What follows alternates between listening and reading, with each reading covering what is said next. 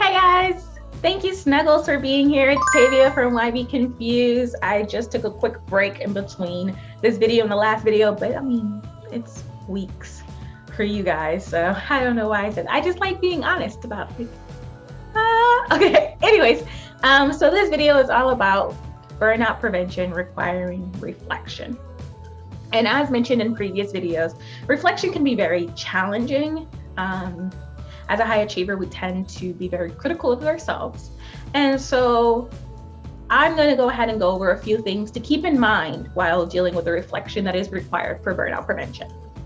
Number one, try to reflect from a positive standpoint.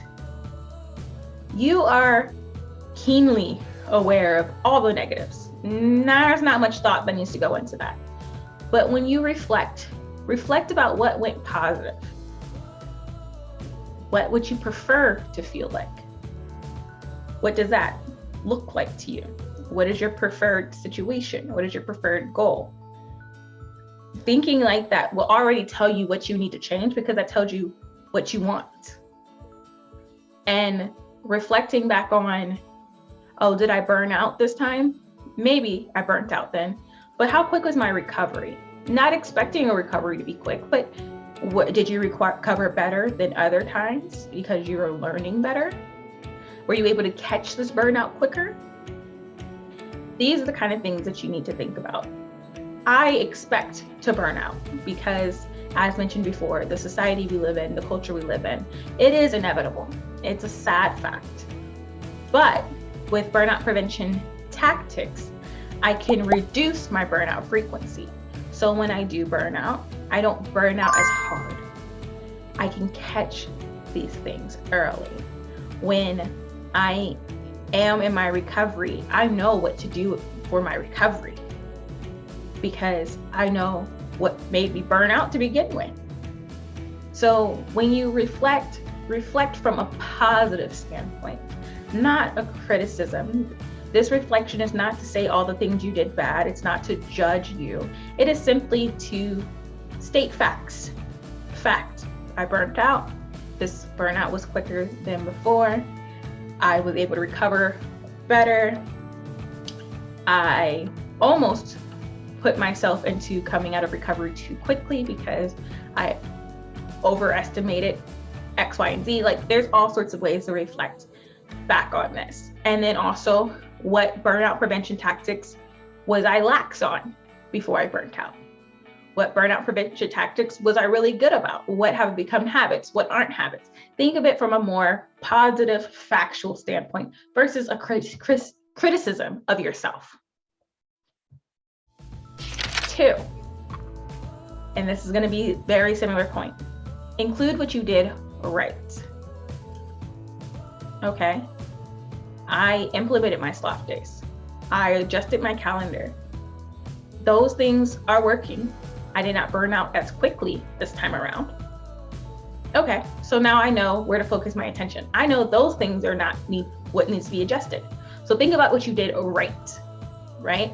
Because you made changes. I can guarantee you've made changes. So note the ones that you did properly and how they positively impacted you. And 3, understand that negative reflections are not a representation of you as a person.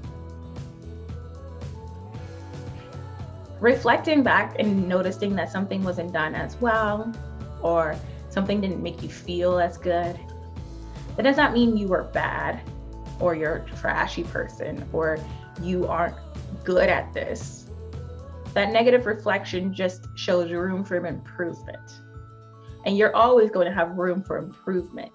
Your need for improvement does not determine the quality of person that you are. So keeping it very factual helps. Try to not tie too many emotions to the reflection. And I know that can be very difficult. But try to keep it very factual, not opinionated. The only opinions that should be involved was, how do I feel? And even that, it's not fully an opinion, that is a fact. Your emotions were X, Y, and Z during that time. So that's it. This one's really quick because this is just like reflection. This is something that is a case-by-case situation, and I am better able to assist you with this in coaching sessions. Like this video if you liked it, subscribe to the channel if you'd like to view the videos, and hit the notification bell so that you can get an update every time that we have a new video.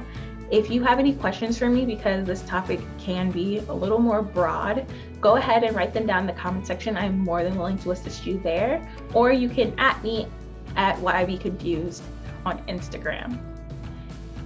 Also, if you guys have any concerns, any questions, remember that Less Stress, More Glitter is coming out in April. That course and that program is going to cover this topic and many more. And so if you are looking for a more personalized coaching, that is the way to do it. If you need some assistance before it comes out in April, just DM me and we can work something out. I will see you guys later. Thank you so much, Snuggles. Bye.